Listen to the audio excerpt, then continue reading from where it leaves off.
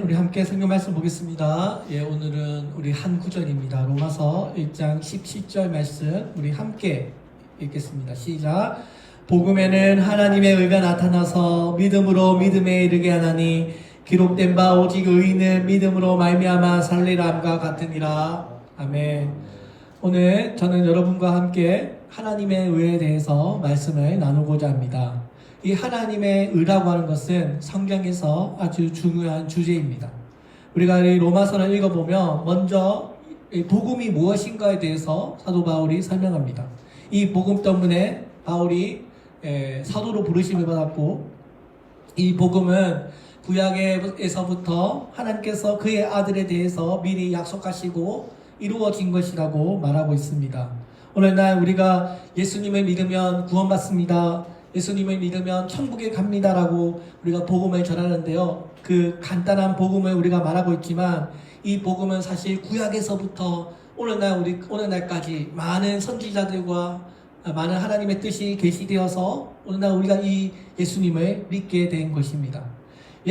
성경을 읽어보면 하나님께서 창세기에서부터 하나님께서 뭘 약속하셨어요? 내가 너에게 여자의 후손을 보내주겠다고 약속하셨습니다. 이것을 원시복음이라고 합니다. 하나님께서 산악과 아담의 그 타락 이후에 그 즉시 하나님께서 내가 너에게 여자의 후손을 통해서 너희들을 구원하겠다라고 하는 하나님의 복음을 약속하셨습니다. 오늘 우리가 로마서를 읽어보면 그 하나님의 약속, 인류를 구원하기 위한 그 하나님의 약속이 도대체 무엇인가, 그것이 어떻게 예수님과 연결되어 있는가를 아주 자세하게 설명합니다. 오늘 하나님의 의에 대해서 말씀하는데요, 오늘 사도 바울이 뭐라고 합니까? 이 복음에는 뭐가 나타난다고요? 하나님의 의가 나타난다고 합니다. 오늘 우리가 이 본문에 하나님의 의라고 하는 것, 이 의가 무슨 뜻입니까? 올바르다라는 뜻입니다. 그죠? 오늘 우리 사회에 보면 너무나 많은 분쟁과 정죄와 슬픔과 고통이 있습니다. 왜 그렇습니까? 이 하나님의 의가 무너졌기 때문입니다. 하나님의 의가 있는 곳에는 항상 평안과 기쁨이 있습니다. 하나님의 의가 있어야 그 사회는 하나님께 복을 받습니다. 하나님의 의가 없으면요, 그 사회에는 정의가 없고요, 그 사회는 행복할 수 없습니다. 여러분, 돈이 많다고 해서 무조건 행복하신가요? 네, 어느 정도는 행복합니다. 돈이 있으면 어느 정도는 우리가 행복하지만 그 행복은요, 오래가지 못합니다. 여러분 한번 생각해 보세요. 돈 많은 회장님들, 정치인들 행복한가요? 여러분, 현대그룹의 정몽원 회장님이 옛날에 있었는데요, 대북 불법 송금으로 검찰의 조사를 받다가 2003년도에 자기 집에서 자살했습니다. 그리고 제 예전에 우리 넥센의 창업주인 김정주 회장이 있는데요, 그 게임을 만드신 분입니다. 이 사람이 넥슨을 창업해가지고 바람의 나라, 메이플 스토리, 카트라이더라고 하는 게임을 만든 사람인데요, 돈을 엄청나게 벌었습니다. 그 게임 해가지고요, 큰 기업으로 성장했는데요, 최근에 2022년도에 하와이에서 별세했습니다. 사람들이 돈만 많으면 다 행복한 것 같은데요, 돈 많은 회장님들도요, 이런 아주 비극적인 선택을 합니다. 사람들이 돈 하지만 돈 많은 사람 치고요, 그렇게 행복한 사람 많이 없습니다. 왜 그렇습니까? 하나님의 의가 없는 돈은요, 결국 우리에게 부패를 가져옵니다. 결국 우리를 타락한 길로 인도하기 때문입니다. 하나님을 거역하고 정의를 잃어버리면 결국 돈이 많다고 하더라도 불행합니다. 자, 그래서 잠언 10장 2절 3절에 보면 불의의 재물은 무익하여도 의리는 죽음에서 건져내느니라. 여호와께서 의인의 영혼은 줄이지 않게 하시나 악인의 소욕은 물리치시느니라 라고 했습니다. 시편 37편 16절에서도 의인의 적은 소유가 많은 악인의 풍부함보다 승하도다 라고 했습니다. 보이시죠 여러분? 하나님의 의가 있어야 행복한 것입니다. 하나님의 의가 있는 사람은 소유가 적더라도 행복할 수 있습니다. 배가 부른 사람은 그 욕망이 한없기 때문에 계속해서 더 많은 것을 가지려고 합니다. 그러니까 더 돈 하다가 마약에 손대기도 하고요, 도박에 손대기도 하고요, 여러 가지 방탕에 손다는 것을 우리가 늘 잘 알고 있습니다. 큰 부자일수록 하나님의 의가 빠지게 되고요, 그곳에는 거대한 부패가 다가오는 것입니다. 돈에 하나님의 의가 빠지면요, 사람은 결코 행복할 수 없습니다. 돈에 반드시 하나님의 의가 있어야 그 돈을 올바로 사용해야 거기에 행복이 있고요. 돈을 잘못 사용하게 되면 불행을 가져온다는 것을 우리가 누구나 다 잘 알고 있습니다. 요즘에 자식들이 하도 귀해서요. 자식들을 낳으면 어떻게 합니까? 다 인류대학 보내고 싶어 합니다. 그래서 외국에 유학을 보내고요. 기러기 부부가 되어서 혼자 사는 사람들도 요즘에 얼마나 많습니까? 행복할까요? 결코 행복하지 않습니다. 자식들이 그런 명예를 얻는다고 한들 그 아버지, 그 기러기 부부가 행복하겠습니까? 오늘 하나님의 의가 없는 부와 하나님의 의가 없는 그런 삶에는 행복이 없습니다. 행복하지 않습니다. 오늘 예수님을 잘 믿는 우리들, 하나님을 잘 섬기는 마음에 이런 하나님의 의가 있어야 그 삶이 행복한 사람이지, 꼭 그것이 하나님의 영광이 되지. 하나님의 정의가 없는 명예는요, 우리에게 아무런 행복이 되지 못합니다. 정의가 없는 권력도 마찬가지입니다. 정의가 없는 권력은 어떻게 됩니까? 부패합니다. 절대 권력은 절대 부패합니다. 정권을 잡으면 어떻게 합니까? 기업가들이요, 어떻게든 돈을 찔러줍니다. 요즘에 TV로 보세요. 대통령 비서실 줄줄이 잡혀가는 거 우리가 보고 있잖아요. 공의가 있으면 그 나라는 반드시 흥하는데 뇌물을 주고받는 나라는요, 반드시 망하는 것입니다. 불의와 악을 행하면서 아무리 돈이 많고 명예가 있다고 하더라도 하나님의 의가 없으면요, 바람에 나는 겨와 같아서 바람 한 번 불면요, 다 사라지고 없어집니다. 정의가 없는 권력은요, 결국 파멸을 가져올 뿐입니다. 그래서 오늘 성경은요, 우리들에게 뭐라고 합니까? 악인들의 길을 따르지 말라. 악인들의 길은 결국 반드시 망하게 된다고 했습니다. 악인들의 길은 영원한 희망이 없으니 우리에게 의인들의 모임에 함께하라고 했습니다. 그러니까 여러분, 오늘 우리 하나님을 믿는 사람들, 교회 다니는 사람들, 우리는 항상 우리 마음에 이 하나님의 의가 있어야 합니다. 정의를 바로 세우면 나라가 흥하게 되고 온 국민이 다 행복하고 잘 살 수 있습니다. 그래서 우리가 이 의의 열매를 맺기 위해서 언제나 뭘 해야 돼요? 하나님의 말씀을 묵상해야 되고 하나님의 뜻을 구해야 하는 것입니다. 오늘 성경에 읽어보면 마태복음 5장 8절에서 예수님께서 산상수훈에서 이런 말씀을 하십니다. 마음이 청결한 자는 복이 있나니 저희가 하나님을 볼 것이요. 여기 마음이 청결한 자라고 했죠. 마음이 청결한 자는 어떤 사람입니까? 마음을 비운 사람입니다. 세상 욕심을 내려놓은 사람입니다. 탐욕으로 마음이 가득 차 있으면요, 하나님을 바라보지 못한다는 것입니다. 이 마음에 탐욕의 쓰레기를 가득 비워두고 마음이 깨끗해져야, 그제서야 우리가 하나님을 만나게 되고 교회를 생각하게 되고 하나님의 뜻을 따라갈 수 있는 것입니다. 내 마음이 복잡한데, 내가 지금 탐심으로 가득 차 있는데 돈, 권력 그런 걸로 가득 차 있으면요, 하나님의 나라를 바라보지 못합니다. 이 하나님의 의라고 하는 것이 하나님의 거룩한 성품을 이야기합니다. 우리가 하나님이라고 하면 악한 하나님 생각하지 않잖아요. 하나님은 착하고 좋으신 분이잖아요. 하나님은 항상 선하신 분입니다. 여러분 믿으십니까? 그래서 우리가 하나님은 뭐라고요? 시편에 보면 의로운 재판장이라고 합니다. 다윗이 이 시편에 글을 쓸 때 하나님을 의로운 재판장으로 비유했습니다. 의로운 재판장 되신 하나님은요, 그 안에 악이 조금도 존재하지 않습니다. 하나님은 만물을 지으신 가운데 악을 그냥 보고 못 본 채 지나가시는 그런 그런 존재가 아닙니다. 하나님은 악이 없으십니다. 그래서 하나님은요, 악을 보시면 반드시 심판하시고요, 정의를 바로잡으시고요, 하나님의 의를 세우시는 것이 우리가 믿고 있는 정의로운 재판장 되시는 하나님이십니다. 여기에 하나님의 의라고 하는 뜻이 다 담겨져 있습니다. 그래서 율법을 어기는 사람들, 죄짓는 사람들은 하나님을 무서워합니다. 하나님의 심판을 두려워합니다. 죄악을 심판하시는 하나님께서 그 정의를 실천하기 위해서 하나님께서는 모든 정의를 이루시고요. 그래서 유대인들은 하나님의 의를 얻기 위해서 어떻게 했어요? 율법을 어떻게든 잘 지키려고 했습니다. 유대인들은 자기의 의를 세우려고 힘썼는데요. 그 의가 뭐예요? 하나님께 벌 받을까봐, 하나님 앞에 심판받을까봐 율법을 잘 지켜서 구원을 얻으려고 했습니다. 오늘 유대인들 뿐만 아니라 이 세상의 많은 종교들이 다 뭐예요? 바로 이 율법주의에 기초하고 있습니다. 가톨릭은 어떻게 해요? 날마다 고해성사하죠. 나의 죄를 맨날 사제에 가서 털어놓습니다. 그래야 의로움을 받는다고 생각합니다. 불교는 어떻게 합니까? 108배 해가지고 참선을 해서 선행을 해야 한다고 믿습니다. 이슬람교는 어땠습니까? 코란의 그 규율을 잘 지켜야 내가 구원받을 수 있다고 믿습니다. 이렇게 세상의 종교들은요, 하나님 앞에 나의 행위를 통해서 하나님의 의를 얻으려고 합니다. 그들이 하는 그 행위가 쌓여서 하나님의 의를 얻는데 짓게 된다고 믿기 때문입니다. 이 율법의 행위는요, 우리에게 완벽한 삶을 요구합니다.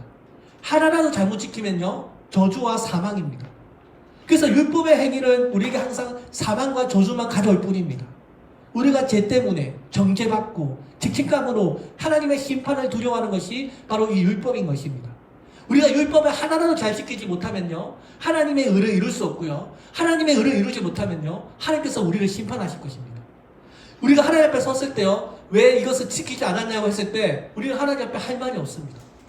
그렇지 않습니까, 여러분? 하나님께서 우리에게 율법을, 우리가 그동안 살아왔던 모든 삶을 우리에게 딱 비춰주시면서 왜 이거 지키지 않았니? 왜 무당횡단했니? 왜 부모님의 말을 없이여겼니? 왜 때렸니? 왜 거짓말했니? 하나하나씩 우리의 죄를 고발하면요, 우리 할 말 없어요.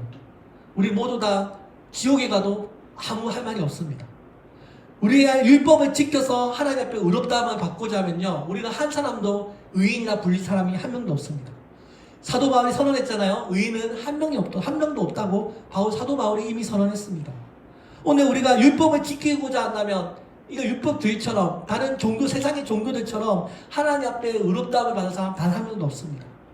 하나님께서 이스라엘 백성들에게 십계명을 주셨는데요, 원래 그것을 잘 지키라고 주셨습니다. 근데 율법으로는 우리가 의롭다함을 얻지 못한다는 것을 우리가 알게 되었습니다.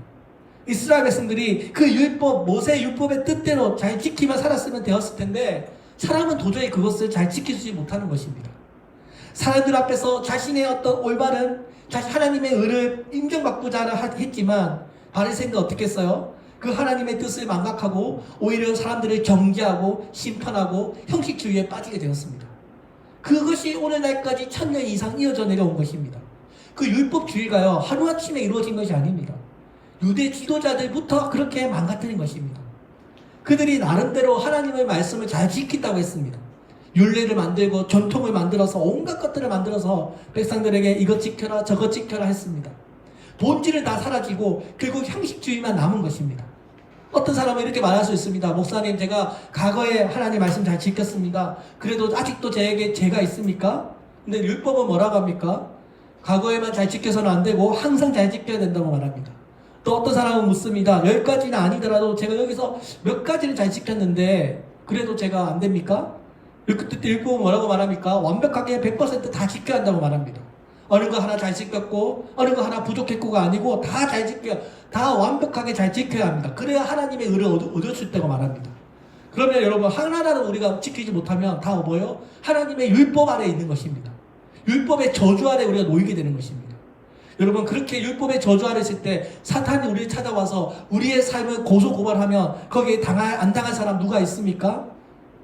마귀는요, 보이지 않지만 항상 우는 사자처럼 두루사리면서 참기자를 찾고 있다고 했습니다. 자, 그렇게 우리 인류가 절망 가운데 빠져 있는데요, 하나님께서 역사하셨어요. 하나님께서 우리에게 은혜를 베풀어 주셔서 큰 전환이 하나 일어났습니다.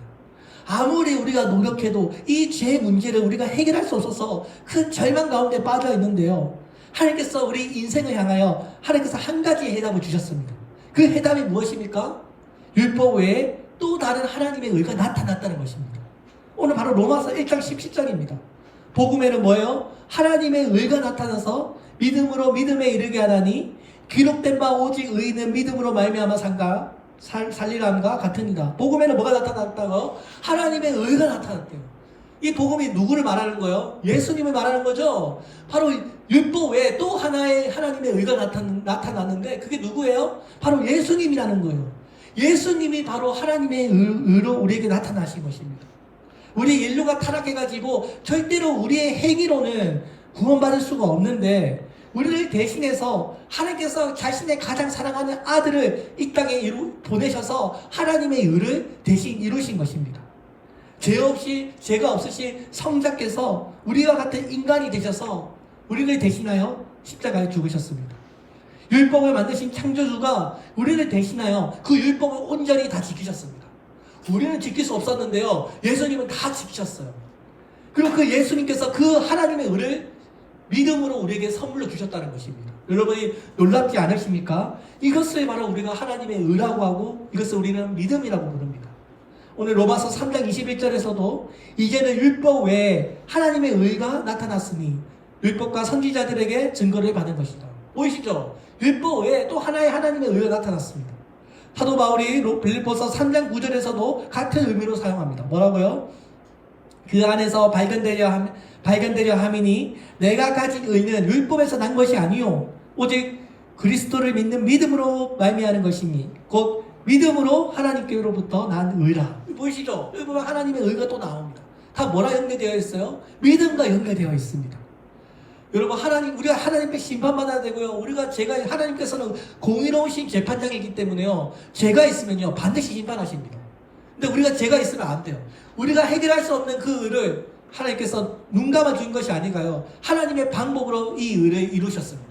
어떤 방법이요? 우리가 생각하지 못한 예수님을 이 땅에 보내는 방법으로 하나님께서 하나님의 의를 이루셨습니다. 그래서 하나님은 공의로운 재판장 되시고요. 하나님께서는 하나님의 의를 지금 이 땅에 이루신 것입니다.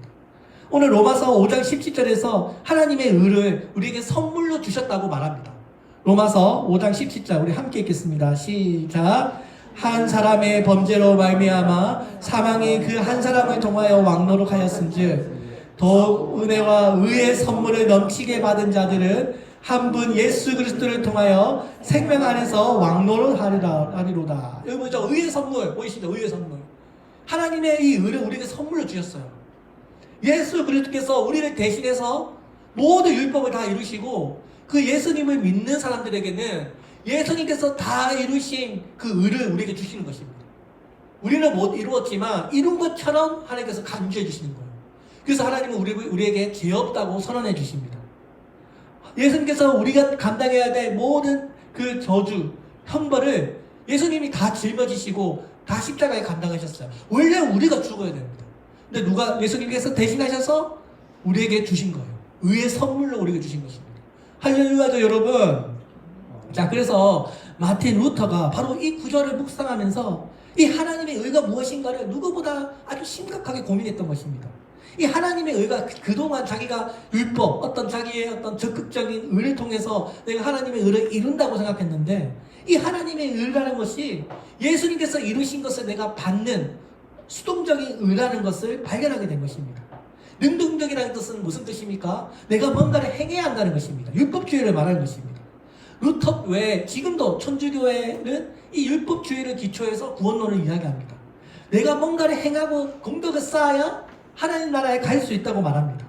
그래서 이 옛날에 천주교 신자들은 어떻게 해요? 계단에 고행을 해야 천국에 갈 수 있다고 해서요. 무릎으로 그 계단을 올라갔습니다. 빌라도가 걸어갔던 계단을 해가지고 그 무릎으로 그 계단을 올라가는 그런 수행하는 코스가 있었다고 합니다. 거기를 오르면서 내가 왜 이런 짓을 하고 있을까?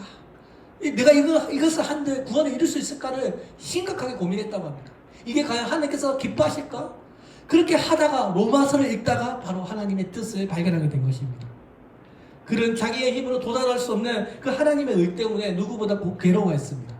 그런데 이 의가 내가 이루고자 하는 율법주의가 아니라 바로 은혜, 하나님의 수동적인 의를 내가 받아들임으로써 내가 이루지 못한 것을 예수를 통해서 내가 하나님의 의를 얻게 된다는 것을 깨달았습니다.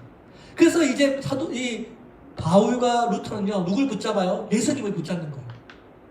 자신이 뭔가를 이루려고 하는 시도를 버리고요, 예수께서 이루신 의를 붙잡게 되는 것입니다. 오직 예수님입니다. 이 예수님, 하나님의 의라고 하는 이 개념이요, 루터의 인생을 완전히 바꿔놓았습니다. 종교개혁이 일어나게 된 것입니다. 인간의 연약함과 부족함은 하나님의 의로 극복됩니다. 인생의 어려움과 고난 속에서 하나님께서 우리와 함께 하심으로 우리는 기쁨과 소망을 얻게 됩니다. 성경에 보면 여러분 룻 아시죠? 룻. 이 나오미 가족들이 흉년을 만나가지고 고향을 떠납니다. 모든 인생의 불행이요, 베들레헴을 떠나는 데서부터 시작합니다. 우리가 하나님의 나라를 떠날 때 우리의 인생은 비참해집니다. 이 베들레헴이라고 하는 것은 떡집이라는 뜻입니다. 빵집입니다. 누구를 의미하는 거예요? 우리의 영원한 생명 되시는 예수님을 의미합니다. 예수님께서 이 베들레헴에 태어나셨습니다. 오늘날 떡집은 어디입니까? 하나님의 집, 교회를 말합니다. 오늘 이 교회는요, 하나님의 영생의 말씀을 나누는 곳입니다. 오늘 이 교회는요, 우리의 영생의 떡 되시는 예수님을 증거하는 곳입니다. 우리가 아무리 어려워도요, 하나님의 집을 떠나서는 안 됩니다. 우리가 아무리 힘들어도요, 말씀을 떠나서는 안 됩니다. 말씀의 집 되는 이 베들레헴, 영적인 하나님의 집을 우리가 떠나서는 안 됩니다. 이 나오미가 하나님의 집을 고향을 떠나면서부터 저주가 찾아옵니다. 가족들이 다 죽고요, 가난해집니다. 자, 근데 어떻게 그 가족이 회복되었습니까? 루시라고 하는 한 며느리를 통해서 신앙이 회복됩니다. 다시 고향으로 돌아옵니다. 하나님의 집으로 돌아오면서 하나님의 역전하시는 은혜가 시작됩니다. 우리가 인생을 살다 보면요, 흉년을 만날 수가 있습니다. 그러나 우리가 절대 신앙을 타협해서는 안 됩니다. 하나님의 품을 떠나서는 안 됩니다. 아무리 힘들어도 하나님의 집을 떠나는 선택은 하지 말아야 합니다. 그래서 나중에 이 루시 누구랑 결혼해요? 보아스와 결혼하면서 그 집안에 다윗이 태어나고 예수 그리스도가 태어납니다. 하나님의 역전하신 은혜가 이루어지게 된 것입니다.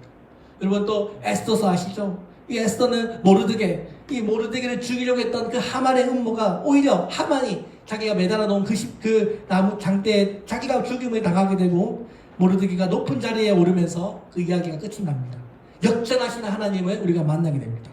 또 창세기 보면 여러분 요셉 아시죠? 이 요셉이 형들에게 미움을 받아가지고 노예로 팔려가는데요. 그 하나님의 섭리 가운데 오히려 이집트의 애굽의 총리가 되게 하십니다. 이 모든 성경에요, 하나님이 개입하셔서 그들의 인생을 완전히 바꾸어 놓았습니다. 여러분 우리가 예수님을 생각하면 이 예수님의 죽음이 얼마나 비참한 죽음입니까? 유대인들과 로마 사람들이 춤을 추고 박수치면서 예수님이 죽었다고 했을 때 그들은 다 기뻐했습니다. 근데 예수님께서 죽은 지 사흘 만에 다시 부활하시니까 하나님께서 더 큰 부활을 만드신 것입니다. 사탄에게 유리했던 그 상황이 하나님의 의를 통해서 완전히 역전되어서 예수 그리스도가 승리하는 것으로 우리에게 주셨습니다. 이처럼 하나님은요, 완전히 뒤엎어버리시는 하나님이십니다. 우리의 인생을요, 완전 뒤엎어버리십니다. 우리가 보기에는 저 사람 망한 인생이야. 저 사람 실패했어. 저 사람은 회복하지 못할 거야. 실패한 인생이라 하는데요, 하나님은 한순간에 그것을 뒤엎어버려가지고요, 성공한 인생으로 만드십니다. 루키, 로셈, 나오미 다 그렇잖아요. 하나님께서요, 우리가 인생을 살면요, 스스로 엉망진창이 될 때가 많습니다. 흐트러진 실타래처럼요, 도저히 풀지 못하고 패배한 인생을 살 때가 있습니다. 근데 하나님은 그것을요, 하나님의 의를 통해서요, 선한 것으로 바꾸십니다. 하나님은 당신을 사랑하는 자, 하나님의 뜻을 받들어 순종하는 자에게 모든 것이 합력하여 선을 이루어 주시는 분입니다. 그래서 다윗이 뭐라고 했어요? 주께서 내 원수의 목전에서 내게 상을 베푸시고 기름으로 내 머리를 바르셨으니 내 잔이 넘치나이다.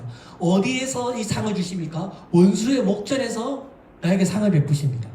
원수가 지금 나 앞에 와가지고 나를 죽이려고 하는데 하나님은요, 그곳에 진수성찬을 차려놓고 원수가 보는 그 앞에서 기쁨의 그 기름을 부어주시면서 원수에게 영영 죽겠지 하면서 하나님의 역전하시는 모습을 보여주는 것입니다. 오늘 그 역전하는 하나님의 은혜, 하나님의 의가요, 여러분 어디에 있어요? 우리 안에 있습니다. 여러분 믿으십니까? 보이지 않는데요. 보이지 않아도 여러분 마음속에 있습니다. 우리가 볼 때는 내 자신이 실패했고 내가 좌절했고 절망스럽고 수치스럽고 고통스럽고 괴롭고 아무것도 아닌 것 같은데요, 하나님은 오히려 우리에게 의롭다 선언하십니다. 하나님의 의는요, 절망 가운데 빠져있는 사람에게 의롭다 하십니다. 우리가 어떤 형편에 있든지 하나님께서 나를 돌보아 주실 것이라는 것을 믿고 하나님의 의에 힘입어서 우리가 살아갈 수 있는 것입니다. 하나님의 허락이 없으면요, 그 누구도 우리를 넘어뜨리지 못합니다. 하나님의 의가 우리 안에 있기 때문입니다. 하나님의 허락 없이는요, 여러분 참새 한 마리도요 땅에 떨어지지 못한다고 했습니다. 우리 하나님께서는요, 우리의 머리카락 숫자도 다 세고 계신다고 했습니다. 그 하나님의 의가 우리와 함께하고 있는데 누가 우리를 대적하겠습니까? 어떤 형편에 있든지 여러분 주눅들지 마시고 하나님의 의가 나와 함께하고 있다는 믿음을 가지고 살아가시기를 바랍니다. 우리가 예수님 믿고 구원을 받았는데요, 다시 말하면 하나님의 의가 지금 내 안에 역사하고 있는데 여러분 누가 우리를 대적할 수 있겠습니까? 오늘 믿음으로 의롭다함을 받은 이 하나님의 백성들은요, 계속해서 믿음으로 살아가야 합니다. 미국에 아서 다마스라고 하는 사업가가 있었습니다. 이 사람이 예전에 사업을 하다가 크게 실패해가지고 쫄딱 망했습니다. 빚더미에 올라앉았습니다. 그가 그 빚을 갚으려고 애쓰고 노력할수록 점점 더 큰 빚에 빠져버렸습니다. 그가 하나님을 붙잡고 금식하며 기도하며 주님, 제가 도대체 무엇을 잘못했습니까? 라고 묻습니다. 그러자 주님께서 너의 삶의 태도가 잘못되었다. 네 태도가 문제라고 말했다고 합니다. 그 즉시 그가 회개하고요. 그 다음부터 모든 일을 하나님께 의지하고 하나님께 질문하고 하나님을 위한 계획을 세우겠다고 마음을 먹습니다. 그래서 그가 다시 사업을 준비하는데요. 다음과 같은 원칙을 세웁니다. 첫 번째, 꼭 주의 성수할 것. 두 번째, 하루의 첫 시간은 기도로 시작할 것.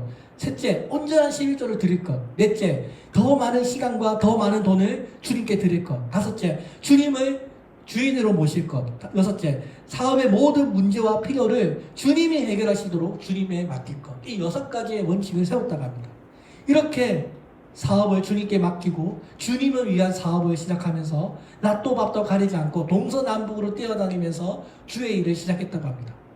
그러자 그 사업이 잘 되어서요, 하나님께 복을 받기 시작했습니다. 회사가 일어나기 시작했고요, 놀라울 정도로 번창했다고 합니다. 그래서 그는 큰 돈을 벌었습니다. 옛날 같았으면 그 돈으로 흥청망청 썼을 텐데 그가 하나님께 그 결심한 대로 각종 선교단체에 지원하고 많은 교회를 세우고요, 나중에 미국의 CCC 회관을 짓는데 자신의 이 유산을 다 정리해가지고 5,600억 원을 선교단체에 헌금했다고 합니다.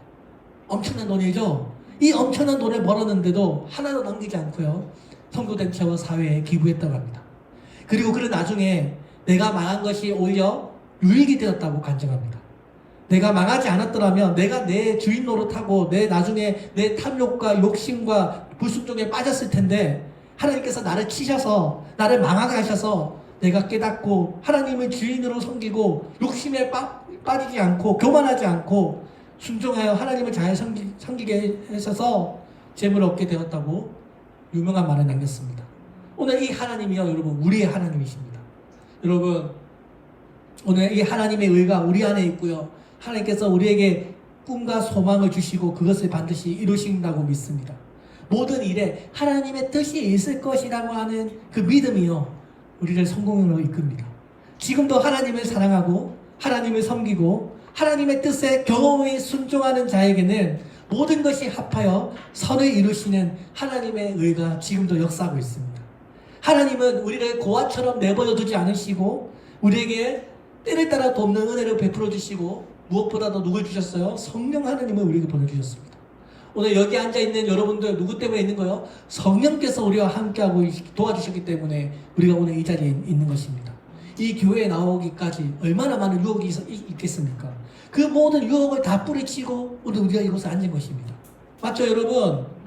교회에 앉아있다는 것 자체가 여러분, 성령께서 여러분들과 함께하고 계시기 때문에 여기 앉은 것입니다. 제가 한 가지만 더 이야기하고 이 설교 마치도록 하겠습니다. 유명한 찬송가 작곡가 중에 파니 크로스비라고 하는 사람이 있습니다. 이 파니 크로스비는 일생 동안에 9,000곡의 찬송가를 쓴 사람입니다. 9,000곡. 오늘날에도 우리 찬송가에 22곡이 수록되어 있는데요. 나의 갈 길 다 가도록, 다 아시죠? 나의 생명 되신 주, 오 놀라운 구세주, 나의 영원하신 기업, 아시죠? 이런 곡들이 바로 이 파니 크로스비라고 하는 사람이 지은 찬송가입니다. 근데 이 파니 크로스비는 처음에 이 장님이 아니었습니다. 10대 병원에 가서 치료를 받으러 가다가 의사가 주사를 잘못 놨는 바람에 장님이 되어버렸습니다. 태어날 때 장님이었다면 모르겠지만 그 의사의 실수 때문에 장님이 되었으니 여러분 얼마나 불쌍합니까? 많은 시간을 하나님께 엎드려서 기도하는데요, 이런 기도를 했다고 합니다. 하나님, 저렇게 하나님을 안 믿는 사람들도 눈이 밝아가지고 활보하고 다니는데 나는 하나님을 사랑하고 하나님을 믿는 사람인데 이렇게 눈이 어두워져서 내 인생은 망하게 되었는데 나는 이제 앞으로 어떻게 살아가야 합니까? 하나님 너무나 야속합니다. 어떻게 나에게 이럴 수가 있습니까? 이렇게 울부짖었다고 합니다. 이때 하나님께서 그녀에게 이런 음성을 말했다고 합니다. 크로스비야, 내가 너와 함께한다. 내가 너의 어두워진 눈을 잘 알고 있다. 내가 너와 함께해서 눈 어두워진 것이 오히려 너에게 큰 복이 되게 하겠다. 너는 눈이 어두워졌으니 사람들이 못 보는 것 영안으로 보게 되고 사람이 못 듣는 것, 영의 길을 열어 주어 사람이 못 깨닫는 것을 너를 깨닫게 해주겠다. 그래서 너는 눈을 뜨고 살아가는 것보다 더 영광스럽게 살 수 있도록 내가 도와주겠다. 이렇게 이렇게 하나님께서 말씀해 주셨대요. 그 말을 듣고 크리스비가 하나님께 감사하면서 찬송가를 썼다고 합니다. 하나님께서 영감을 주셔서 정말 눈 뜨고는 볼 수 없는 그 천국의 영광을 크리스비에게 보여주었다고 합니다. 눈 뜬 사람들은 도저히 깨달을 수 없는 그 진리를 마음속으로 깨닫게 되었다고 합니다. 그래서 그녀가 그 한편생 9,000곡이나 되는 그 찬송가를 남길 수가 있었던 것입니다. 나중에 그녀는 이렇게 고백합니다. 나는 나의 눈이 멀게 된 것이 하나님의 섭리에 의해 이루어진 것을 믿습니다. 내가 당하고 있는 이 괴로움 때문에 나는 오히려 천상의 소리를 들을 수 있게 되었고 성정의 기둥이 됨으로써 주님 앞에 봉사할 수 있는 기회를 가지게 되었습니다. 돌아보면 이처럼 큰 축복이 어디 있겠습니까? 나는 다시 한번 인생을 산다 해도 눈 뜨고 사는 것보다 눈 감고 살기를 원합니다. 여러분 얼마나 명언입니까? 나는 다시 한번 인생을 산다고 해도 눈 뜨고 사는 것보다 눈 감고 살기를 원합니다. 자신에게 닥친 실명이라고 하는 이것을 불행으로 보지 않고요. 그 가운데서 역사하시는 하나님을 의지했던 것입니다.